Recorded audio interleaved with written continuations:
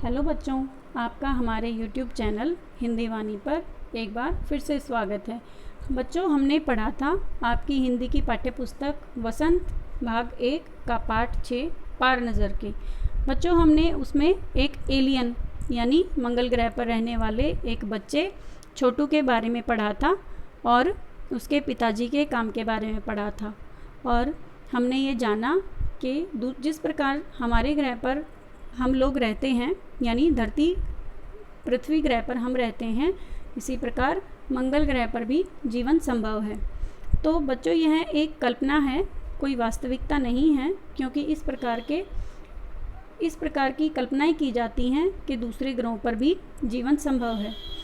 तो लेखक ने इस प्रकार की कल्पना की है कि जिस तरह से हम दूसरे ग्रहों के बारे में सोचते हैं या जिस प्रकार से छोटे बच्चे यह सोचते हैं कि दूसरे ग्रहों पर भी लोग रहते होंगे या एलियन रहते होंगे, इसी तरह से अगर किसी दूसरे ग्रह पर कोई रहता तो वो हमारे बारे में कैसे सोचते। आइए हम इस पाठ से लिए गए कुछ अभ्यास प्रश्न उत्तर पढ़ते हैं और समझते हैं। छोटू का परिवार कहाँ रहता था? हमारा प्रश्न है 1। इसका उत्तर है छोटू का परिवार मंगल ग्रह पर जमीन के नीचे बनी एक कॉलोनी में रहता था। हमारा प्रश्न 2 है छोटू को सुरंग में जाने की इजाज़त क्यों नहीं थी?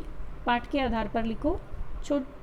बच्चों, हमने जब पाठ पढ़ा था तो हमने यह जाना था कि छोटू के पापा यानी छोटू के पापा वहाँ पर काम करते थे, सुरंग के रास्ते से जाकर सतह पर, ज़मीन की सतह पर वो काम करते थे।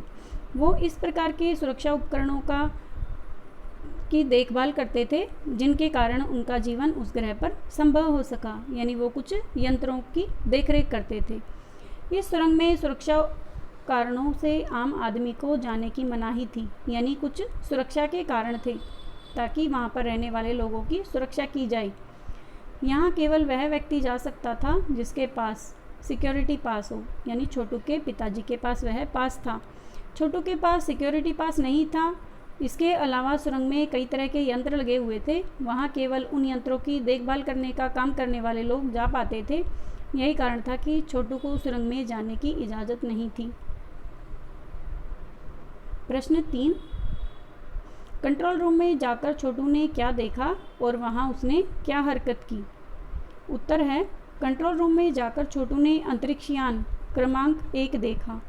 छोटू के पिताजी ने उसे अंतरिक्ष यान का नंबर 1 क्रमांक का अर्थ होता है नंबर 1 देखा। उस यान से एक यांत्रिक हाथ बाहर निकल रहा था। यांत्रिक यानी मशीन का बना हुआ, कोई लोहे या कोई किसी मेटल का बना हुआ हाथ बाहर निकल रहा था। हर पल उसकी लंबाई बढ़ती जा रही थी, क्योंकि वह एक यंत्र था तो उसकी लंबाई किसी और के द्वारा या कंप्यूटर के द्वारा संचालित की जा रही थी, किसी दूसरे के द्वारा नियंत्रित की जा रही थी। हर पल उसकी लंबाई बढ़ती जा रही थी। छोटू का पूरा ध्यान कंसोल पैनल पर था जिस पर कई बटन लगे हुए थे। यहीं लगे लाल बटन को छोटू दबाना चाहता था क्योंकि उसको वह बटन कुछ अच्छा लगा था। अंत में उसने अपनी इच्छा नहीं रोकी, यानी वह अपनी इच्छा को दबा नहीं पाया और उसने वह लाल बटन दबा ही दिया। बटन दबते ही खतरे की घंटी बज उठी, यानी क्योंकि लाल रंग खतरे की निशानी होता है तो इसलिए उस बटन का जो रंग था वो लाल रखा गया था। अपनी इस गलती पर उसने अपने पिताजी से एक थप्पड़ भी खाया, क्योंकि उसने वह बटन दबाकर गलती कर दी थी। क्योंकि उसके बटन दबाने से अंतरिक्ष यान की क्रमांक 1 का यांत्रिक हाथ बेकार हो गया। उसका बटन दबाते ही जो यान था उसका जो हाथ जिसकी लंबाई बढ़ती जा रही थी वह खराब हो गया। प्रश्न 4। इस कहानी के अनुसार मंगल ग्रह पर कभी आम जनजीवन था, यानी पृथ्वी की तरह वहाँ पर भी सब लोग सामान्य जीवन जीते थे। वह सब नष्ट कैसे हो गया? इसे लिखो। उत्तर है एक समय था जब लोग मंगल ग्रह पर ज़मीन के ऊपर रहते थे। ये पुरखे बगैर किसी तरह के यंत्रों की मदद के, बिना किसी खास किस्म के पोशाक के रहते थे। लेकिन धीरे धीरे वातावरण में परिवर्तन आने लगा। इससे धरती पर रहने वाले कई प्रकार के जीव धीरे धीरे एक के बाद एक मरने लगे। इस परिवर्तन का कारण सूर्य में आया परिवर्तन था। सूर्य में परिवर्तन होते ही प्राकृतिक संतुलन बिगड़ गया और उस ग्रह पर रहने वाले लोगों ने अपने लिए कुछ ऐसी मशीनें तैयार की जिससे वो सतह के नीचे जीने लगे और उन्होंने वहाँ पर अपनी एक पूरी कॉलोनी बसा दी और जीने के लिए उन्होंने बहुत सारे यंत्रों का निर्माण किया जिनकी देखरेख छोटू के पापा करते थे। प्रश्न 5 है, कहानी में अंतरिक्ष यान को किसने भेजा था और क्यों? उत्तर है, इस कहानी में अंतरिक्ष यान को पृथ्वी की एक अंतरिक्ष वैज्ञानिक संस्था यानी इस कहानी में जो घटना है, जो बच्चा है छोटू, उसके परिवार का जिक्र किया गया है। वह मंगल ग्रह पर रहते हैं और जो अंतरिक्ष यान भेजा गया था वह पृथ्वी की एक अंतरिक्ष वैज्ञानिक संस्था नासा, जिसका पूरा नाम है national aeronautics and space administration, NASA है, उसने भेजा था। इस यान का नाम वाइकिंग था। पृथ्वी के वैज्ञानिक मंगल ग्रह की मिट्टी का अध्ययन करने के लिए बड़े उत्सुक थे, यानी हमारे ग्रह पर रहने वाले लोग ये जानना चाहते थे कि मंगल ग्रह का निर्माण कैसे हुआ, वहाँ पर कौन कौन से तत्व पाए जाते हैं। उन्हें इस अध्ययन से यह पता लगने की उम्मीद थी कि पृथ्वी की तरह मंगल ग्रह पर भी जीवों का अस्तित्व है या नहीं। इस उद्देश्य से नासा ने अंतरिक्ष यान भेजा था। प्रश्न 6 है, नंबर 1, नंबर 2 और नंबर 3 अजनबी से निपटने के कौन से तरीके सुझाते हैं और क्यों? नंबर 1, नंबर 2 और नंबर 3 हैं मंगल ग्रह पर रहने वाले जो मशीनें हैं जिनके द्वारा लोगों का जीवन संभव हुआ, उन मशीनों की निगरानी करने वाले ऑफिसर हैं। उनको नंबर 1, नंबर 2 और नंबर 3 कहा गया है। और अजनबी वहाँ पर अंतरिक्ष यान को कहा गया है। अंतरिक्ष यान नंबर 1 जब नीचे उतरा मंगल ग्रह की सतह पर, तो नंबर 1, 2 और 3 ने अजनबी यानी उस यान से निपटने की कौन से तरीके सुझाए और क्यों?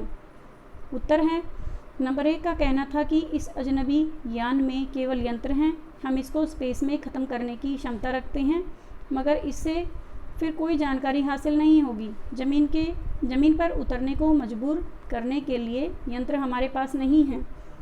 यदि वह खुद ब खुद ज़मीन पर उतर जाए तो हम इसे बेकार करने की क्षमता रखते हैं। नंबर 2 वैज्ञानिक थे। उन्होंने उन यानों को बेकार न करने का सुझाव दिया। उनका विचार था कि उन्हें बेकार कर देने से दूसरे ग्रह के लोग हमारे बारे में जान जाएंगे। जिन लोगों ने ये अंतरिक्ष यान भेजे हैं वे भविष्य में इनसे भी बढ़िया अंतरिक्ष यान यहाँ भेजेंगे और वो लोग हमारे बारे में जान जाएंगे। इसलिए हमें इनका अवलोकन करते रहना चाहिए, यानी इनके ऊपर नज़र रखना चाहिए ये क्या करेंगे आगे, और हमें जहाँ तक हो सके अपने अस्तित्व को छिपाए रखना चाहिए। नंबर 2 ने अध्यक्ष महोदय से प्रार्थना की कि हमारे यहाँ ऐसा प्रबंध किया जाए जिससे अन्य ग्रह वालों को यह लगे कि यहाँ पर कोई ऐसी चीज़ नहीं है जिससे उन्हें लाभ हो। नंबर 3 अध्यक्ष थे और उनका दायित्व सामाजिक व्यवस्था की देखभाल करना था। नंबर 3 की राय थी जहाँ तक हो सके हमें अस्तित्व को छुपाए ही रखना चाहिए, क्योंकि हो सकता है कि जिन लोगों ने ये अंतरिक्ष यान भेजे हैं वे कल को इनसे भी बड़े सक्षम अंतरिक्ष यान भेजें। हमें यहाँ प्रबंध कुछ इस तरह रखना चाहिए जिससे इन यंत्रों को यह गलतफहमी हो जाए कि इस ज़मीन पर कोई भी चीज़ इतनी महत्वपूर्ण नहीं है कि जिससे वे लाभ उठा सकें। अध्यक्ष महोदय से मैं यह दरख्वास्त करता हूँ कि इस तरह का प्रबंध हमारे यहाँ किया जाए। यानी नंबर 1, 2 और 3 ये कहना चाहते थे कि जो पृथ्वी से भेजा गया वाइकिंग यान है उसके सामने उन्हें किसी प्रकार की कोई भी एक्टिविटी हमारे सामने नहीं करनी है, कोई भी क्रियाकलाप नहीं करना है, क्योंकि वे अपना अस्तित्व, अपने आप को पृथ्वी ग्रहवासियों से या उस यान से छिपाए रखना चाहते थे ताकि वो सुरक्षित रहें और सुखी रहें। आशा है आपको ये प्रश्नोत्तर समझ में आ गए होंगे। धन्यवाद।